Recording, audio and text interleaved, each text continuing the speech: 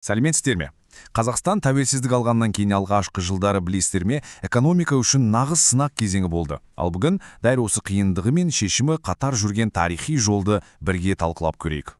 Ендеше, негізгі сұраққа келейік. Жаңа нарықтық экономикаға көшу неліктен соншалықты қиынға соқты? Жас мемлекеттің алдынан қандай кедергілер шықты? Мұның түпкі себептері неде еді?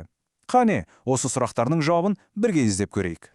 Бұл сұрақтың түйінін шешу үшін ең алдымен тарихта сәл артқа шегініп, Қазақстанның тәуелсіздік таңында қандай экономикалық мұраға ие болғанын анықтап алайық.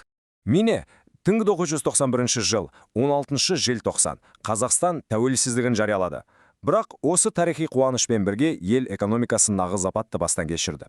Ойлап көріңізші, ондаған жылдар бойы бір-бірімен тығыз байланысқан, алып бір механизм секілді жұмыс істеп тұрған бүкіл кеңестік экономика бір-ақ күнде күйреп қалды.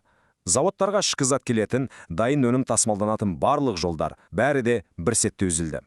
Сонымен Қазақстанға мұра болып не қалды дейсіз ғой? Дүкен сөрелерінде өне жіп таба алмайсыз, ірі заводтар жұмысын тоқтатқан. Ал қолымыздағы ақша болса, Мәскеуге тәуелді рубль. Міне осындай жағдайда әр республика өз күнін өзі көруге мәжбүр болды. Бұл дегеніңіз бәрін нөлден бастаумен бірдей еді. Ал осындай тығырықтан шығу үшін әрине шұғыл тіпті өте қатал шаралар қажет болды. Сол кездегі үкіметтің таңдаған жолы тарихта есеңгеретіп емдеу, яғни шок терапиясы деген атпен қалды. Бұл атаудың өзі көп нәрсені аңғартса керек. Негізінен Ресейдің үлгісімен жасалған бұл стратегияның екі тірегі болды. Біріншісі бағаны ырықтандыру, яғни мемлекеттік бақылауды алып тастап, бағаны сұраныс пен ұсынысқа қалдыру. Екіншісі жекешелендіру, яғни мемлекеттік завод-фабрикаларды жеке қолға сату. Идея бойынша осылайша тиімді меншік иелері пайда болуы керек еді. Түпкі мақсат біреу-ақ. Ескі жоспарлы экономиканы тезірек күйретіп, орнына жаңа нарықтық жүйені тұрғызу. Бірақ шындығында не болды?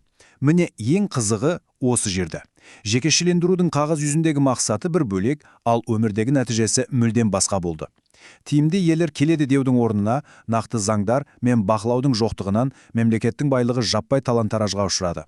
Сөйтіп бұл қадам экономиканы көтерудің орнына онсыз да тереңде жатқан дағдарысты одан сайын ушықтырып жіберді. Енді экономикалық егемендікті нақты бекіткен тарихи сәтке тоқталайық.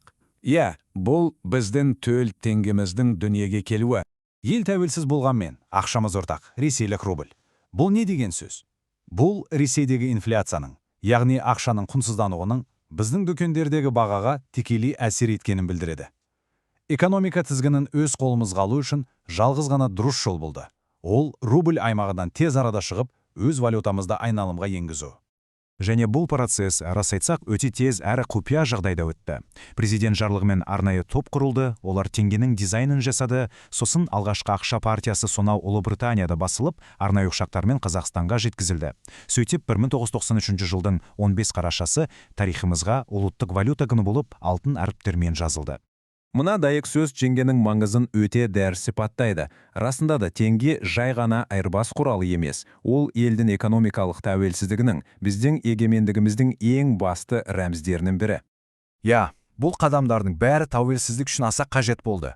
Дегенмен, осы шок терапиясының қарапайым халық үшін зардабы өте ауыр болғанын ұмытпауымыз керек. Бағаны еркіне жіберудің салдары гиперинфляция, яғни ақшаның су сияқты құнсыздануы болды. Көз алдыңызға елестетіп көріңізші. Тек 1994 жылдың өзінде бағалар 1260%-ға, яғни 12 еседен астам өскен. Бұл дегеніңіз, жыл басында бір нан алатын ақшамызға жыл соңында сереңкеде ала алмай қалдыңыз деген сөз. Адамдардың жылдар бойы жинаған тергені бір-ақ күнде түкке тұрғысыз қағазға айналды. Экономикалық қиыншылықтар әрине халықтың денсаулығына да тікелей әсер етті. Күйзеліс, тамақтың жетіспеуі, медицинаның әлсіреуі, осының бары өкінішке орай 1990-1995 жылдар аралығында орташа өмір сүру ұзақтығын 4,7 жылға дейін қысқартты. Бұл өте үлкен көрсеткіш. Ал қазір тұлғарға қарай, ел халқының жартысынан астамы кедейлік шегінде өмір сүрді. Бұл жай ғана статистика емес. Бұл дегеніміз, әрбір екінші отбасы үшін күнделікті тамақ табудың өзі үлкен мәселеге айналды деген сөз. Әрине мұндай қиындыққа төзу мүмкін емес еді. Жұмыссыздық жайлап зауыттар жабылған соң халық наразылығы күшейді. Елдің түкпір-түкпірінде ереуілдер мен шерулер өтті. Адамдар типті аштық жариялауға дейін барды. әсіресе бүкіл тіршілігі бір ғана зауытқа байланған Жаңатас, Кентау, Тараз сияқты қалаларда жағдай өте күрделі болды. Дегенмен осындай зор қиындықтар мен ауыр сынақтарға қарамастан, осы реформалар қалай десек те болашақтағы экономикалық тұрақтылық пен өсудің негізін қалап берді. Енді үкіметтің стратегиясы да өзгерді.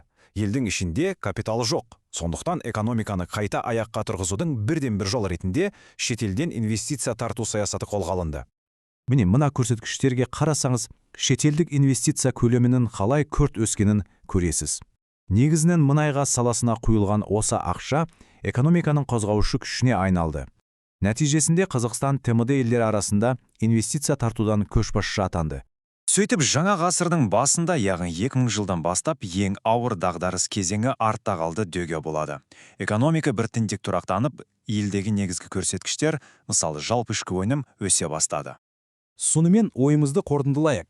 90-шы жылдардағы қиын, бірақ тарихи қажеттіліктен туған шешімдер бүгінгі экономикамыздың іргетасын қалады. Бірақ сол кезде таңдалған ішкі затқа бағытталған жол, жекешелендірудің ерекшеліктері бүгінгі күнімізге қалай әсер етіп жатыр?